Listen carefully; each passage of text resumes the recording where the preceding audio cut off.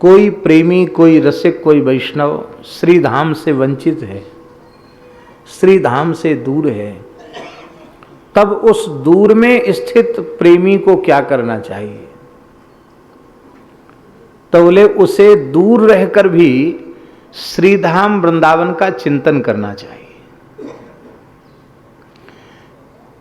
श्री वृंदावन का ध्यान करना चाहिए। और ध्यान करते करते श्री धाम और श्री धाम में विराजमान युगल सरकार राधा वल्लभ लाल दो नहीं हैं, एक ही हैं। इसलिए श्री धाम से प्रार्थना करनी चाहिए कि हे श्री धाम वृंदावन, हमारे ऊपर कब ऐसा अनुग्रह होगा कि हम प्रतिज्ञा पूर्वक वृंदावन में वास करेंगे, कि चाहे जैसी अवस्था आ जाए हमारा तन मन प्राण श्री वृंदावन के बाहर न जाए। ये साधन का निर्देश कर रहे हैं। और श्री प्रबोधानंद जी का वचन है, ऐसी प्रार्थना यदि धाम से की जाएगी तो अवश्य ही श्री धाम की कृपा उसे प्राप्त होगी। और हम अनुभव करते हैं कि जो लोग धाम कहीं भी रहने वाले हैं, धाम में आकर करके दर्शन करते हैं और बार बार श्री जी से, ठाकुर जी से, धाम के संतों से प्रार्थना करते हैं, तो कभी न कभी श्री जी कृपा करके ऐसा बानक जरूर बना देती है। अब वो उनकी इच्छा है, अनुकूल बानक बनता है कि प्रतिकूल बानक बनता है। अनुकूल भी बनता है, सबका मन कर गया तो यहाँ श्री जी ने कुटिया दे दी, आनंद से रह गए, ये अनुकूल है। अब प्रतिकूल बानक भी बनता है, ऐसे जीव भी दिखाई पड़ते कि नहीं जो संसार से सब प्रकार से ठुकरा दिए गए। अब वो तो चिपकना चाहते हैं, वो संसार से छूटना नहीं चाहते हैं, वो चिपकना चाहते हैं। पर इस जन्म में या जन्मांतर में श्री जी से, श्री धाम वृंदावन से आर्त हृदय से कोई प्रार्थना कर दी गई है और वो प्रार्थना श्री जी के दरबार में स्वीकार हो गई है, तो कहते तुम कितना चिपकना चाहोगे, तुमको वृंदावन में ही रखा जाएगा। एक सत्य घटना हम सुनावें। एक कायस्थ कुल में उत्पन्न एक भक्त थे, उनका नाम था रामजी लाल श्रीवास्तव।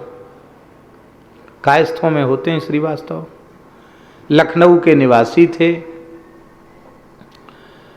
अंग्रेजी, फारसी, उर्दू इन सब के अच्छे ज्ञाता थे। धाम के प्रति प्रेम था, वृंदावन के प्रति प्रेम था। लेकिन श्री जी की कृपा, जिस घर में वे पैदा हुए थे वो सबके सब बड़े विमुख थे, धाम से, संतों से, सबसे विमुख थे, मतलब ऐसे ही थे। उनको कोई धाम से लेना देना नहीं, कोई संतों से भी लेना देना नहीं था। तो अंग्रेजी शासन में उनकी रेलवे की नौकरी लग गई बड़ी। फिर उनके पिताजी ने कहा तो रेलवे की नौकरी छोड़ के वो अंग्रेजी शासन में तहसीलदार बन गए। इससे बात तो प्रमाणित होती कि उस जमाने में अच्छी नौकरी भारतीय व्यक्ति को मिलना विशेष योग्यता के बिना संभव नहीं था। कायस्थ लोग पढ़े लिखे तो पहले से ही रहे।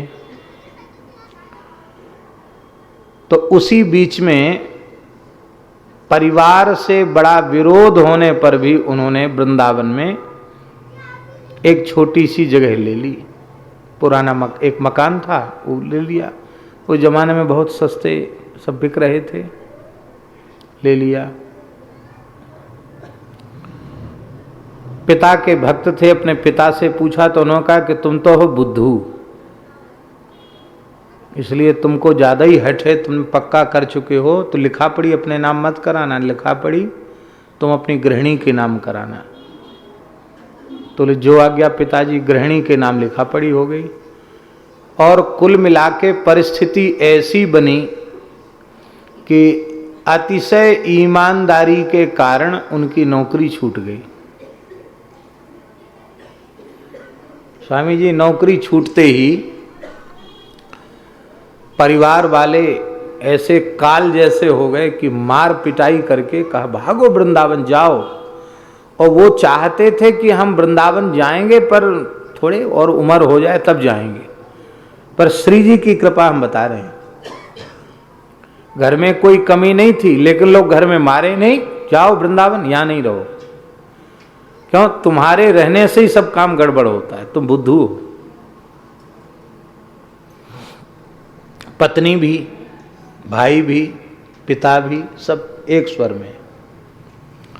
तब उन्होंने कहा कोई बात नहीं, जब पैसे के कारण हमारा तिरस्कार हो रहा, जब पैसा कमाते थे तो सब आदर करते थे, अब नौकरी छूट गई तो हमारा अनादर हो रहा, तो ठीक है कोई बात नहीं, तो हम केस लड़ते हैं अपना। हार गए।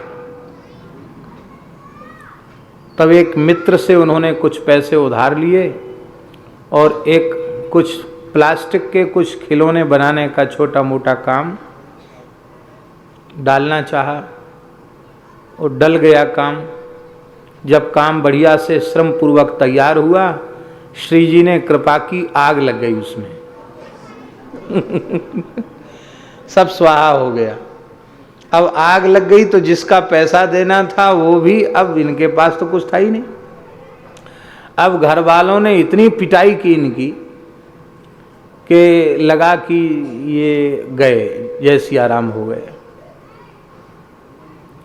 बेहोश हो गए। और फिर वहां से होश आया तो वृंदावन आ गए। और वृंदावन आ गए तो फिर वृंदावन से गए नहीं, एक बार गए। ये आसक्ति का तार जल्दी टूटता नहीं है। और उस समय केवल हमारे महाराज जी ने उनको आश्रय दिया, कोई बात नहीं, तुम्हारे पास 1 रुपया नहीं है तो यहां प्रसाद पाया करो। तो वो महाराज जी बना करके सुबह जो बाल भोग बनाते थे, तो वो शाम को चाय, और वो कोई वृद्ध हो गए तो दवाई वगैरह, कुछ हाथ खर्च भी महाराज देते थे उनको। स्वार्थ कुछ नहीं था उनसे, पर उनकी सेवा महाराज जी। ऐसे अनेक लोग महाराज से जुड़े थे। तो महाराज जी कहते थे कई बार उदाहरण देकर के कि ये या तो इसने वृंदावन का अनुरागी था, कभी न कभी वृंदावन में रोकर राधा रानी से प्रार्थना जरूर इसने की होगी कि हे राधा रानी अब तो ऐसी कृपा करो हम वृंदावन बस जाएं। तो श्री जी ने कहा ठीक है तुम चिपकना चाहो लेकिन हम तुमको चिपकने नहीं देंगे। और अंतिम क्षण तक वृंदावन का वास उसे मिला। और महाराज अन्न छोड़ करके दूध पर आ गया, दूध छोड़ के जल पर आ गया। 12 मास यमुना स्नान करता था, किसी भी स्थिति में यमुना स्नान नहीं छोड़ता था। जल पर आ गया और जल को छोड़ करके फिर केवल चरणामृत पर आ गया, स्वस्थ। और गीता जयंती वाले दिन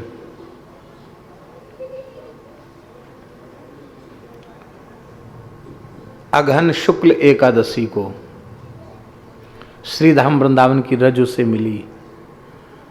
और महाराज जी ने, वृद्ध था तो महाराज जी ने पूछी कि श्रीवास्तव जी आपकी अंतिम इच्छा क्या है? बोले हमारे इस शरीर के संबंधियों को सूचित न किया जाए, 2-4 साधु हमको ऐसे ही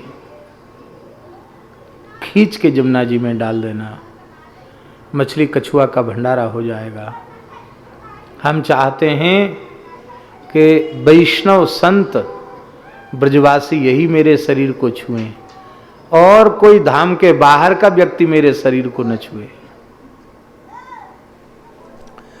तो अनुकूल कृपा भी होती है और प्रतिकूल कृपा भी होती है, इसलिए धाम से प्रार्थना आवश्यक है।